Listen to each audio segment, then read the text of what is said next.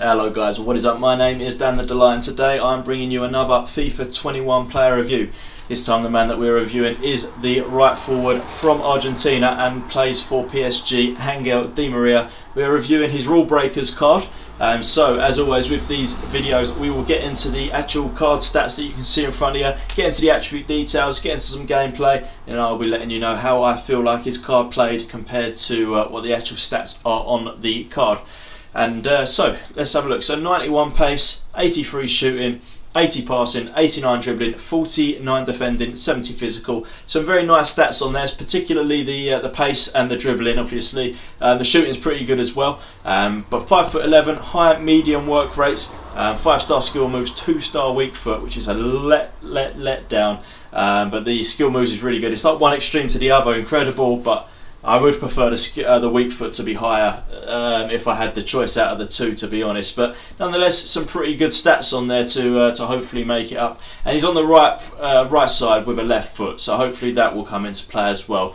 But let's see where the attribute stats are, and then we'll get into some gameplay and see how he plays compared to what the card says. So, 91 pace, made up of 90 acceleration, 91 sprint speed, very even there, brilliant stats. And then the 83 shooting, which is made up of 86 attack positioning, 81 finishing, 85 shot power, 88 long shots, 80 volleys and 75 penalties. Again, some really nice stats on there. Perhaps the finishing's a little low. It's probably worth using a hunter card on him just to get that finishing up. The shot power is really good. The long shots are incredible. I'm hoping that's finesse, because I loved on, what was it, like FIFA 16 or something like that, using this guy, and it is just finessing them left, right and centre. And it was a lot of fun, so hopefully it will be about the same sort of thing with this guy on this game. And there's some really nice shooting stats there. The 80 passing, made up of 83 vision, 83 crossing, 83 free kick accuracy, very 83 heavy, 78 shot power, 70 short pass, sorry, 75 long pass and 85 curve. Some really nice stats in there as well, particularly the top three. Unfortunately, the two that I want, or well, the main one that I want is the short passing. Is a little bit low, but nonetheless, hopefully that won't hinder him too much. 89 dribbling, which is amazing, made up of 95 agility, 81 balance, 85 reactions, 88 ball control, 89 dribbling and 87 composure. What can you say? All of them stats are incredible, and there's nothing really to say that's bad about that. The defending we won't talk about because he's a forward player anyway. And then physical at 70, made up of 74 jumping, 80 stamina, 62 strength and 75 aggression.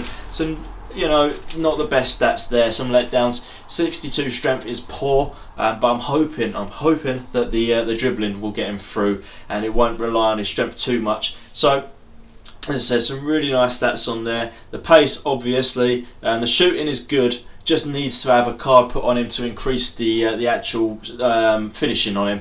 But hopefully that won't hinder him too much. And then you've got obviously the dribbling stats, which is just incredible. Especially that agility and the balance. I really do feel like that's probably going to come into play quite a bit. So we're just going to get into some gameplay in just a moment. If you are enjoying the video, please do give it a thumbs up, hit the subscribe button, and as always, let me know if you are trying out Di Maria and how you get along with him if you do so, or if you played with him, let me know how you did get along with him. I always like hearing that. But we'll get into some gameplay now, get back into the stats afterwards and see how I would rate his stats compared to what they are on the card. So, here we are, Di Maria. Bizarre player. He could do absolutely incredible things, like that first goal that you've just seen there, where it would just be like mind-blowing, the keeper didn't even move. And then another time, he would just blast it like miles wide or miles high, and you just didn't know what you was going to get with him. His consistency was poor. I wish on FIFA there was a consistency stat, because that would be the most important stat for me, because it seems to be with these players recently, that is the main thing that I've had problems with, is how consistent they are.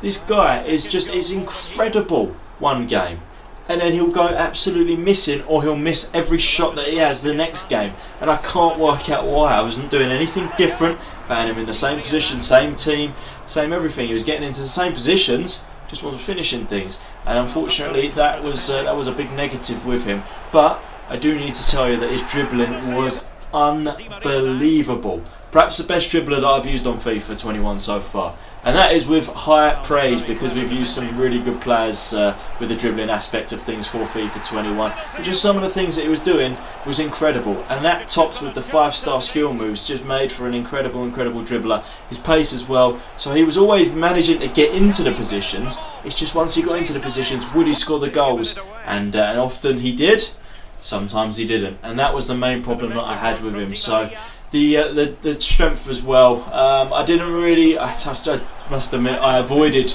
as many costs as I could to have the strength used, because I knew for a fact that his strength was going to be pretty poor, and we tried not to actually use the strength side of him. But yeah, main things: pace, dribbling, and the weaknesses. I'd have to say shooting, unfortunately.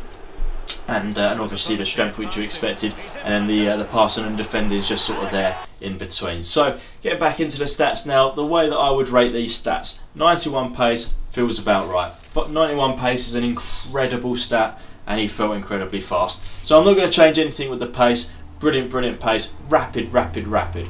Now the 83 shooting, it's a problem because 83 shooting is quite low, but when you think about it, I put a hunter card on him, so it should be much higher. Add 10 to that roughly, and it should be much higher. So unfortunately, I'm going to have to bring that shooting down. It's an 83 at the moment. It felt more towards like the 81. I've played with players that have had lower shooting that's just felt more consistent. Sure, he scored some really good goals that other people could not, but he didn't score 100 or a handful of goals that other people would have done, because he missed some easy chances, unfortunately. I mean, I think you saw in one of them clips, he was sort of, not one-on-one, but it was like a little finesse. It would have gone in. Most people would have scored it. And instead, he didn't even get it on target. It went up in the air. It didn't go out for a corner or anything. I thought the keeper must have saved that. He didn't. It was Di Maria just not being able to get it on target, and it went over. And that's unfortunate, because I really wanted his shooting to be really good.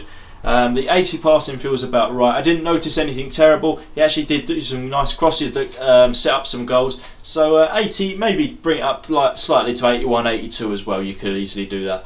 Now the 89 dribbling, this one has to come up. And 89 is already a fantastic stat, as you know. But 89 dribbling, it has to come up to like a 92, 93. It was that good. He felt really solid with the dribbling. You saw a goal where he ran from the halfway line. Okay, it wasn't the best defending, but you're not going to be able to do that unless you've got a player that has incredible dribbling. And he certainly did have that in abundance. Now the defending we're not going to touch, due to the pure fact that he was a forward player, and we didn't do any defending with him. Maybe if you was playing him as a right mid, you might want to do a bit of defending, but I wouldn't. He did make a couple of tackles, but maybe we'll bring it up to like a 50-52, but what difference does that make? Physical at 70. Now, this is going to have to stay about a 70, unfortunately. The strength felt weak, and that's all I can really say about that.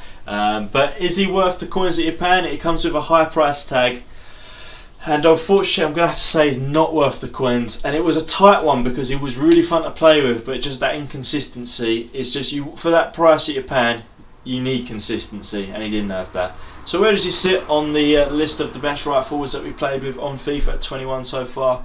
Not the worst, not the best. It's not bad. So it's just the price tag that you put on him makes it so that he's not worth it, unfortunately. Just consistency is the main key thing that we were lacking there. But the pace, the dribbling, and the goals that he scored were fun, because they were incredible goals. They just didn't come often enough, unfortunately. But hopefully this video has helped you with deciding if you wanted to buy yourself an Angel Di Maria card. Definitely a fun card to play with. So if you've got the coins spare, definitely go out and play with him, because he is a lot of fun. But as always, thank you for watching, and take care, guys. Bye bye.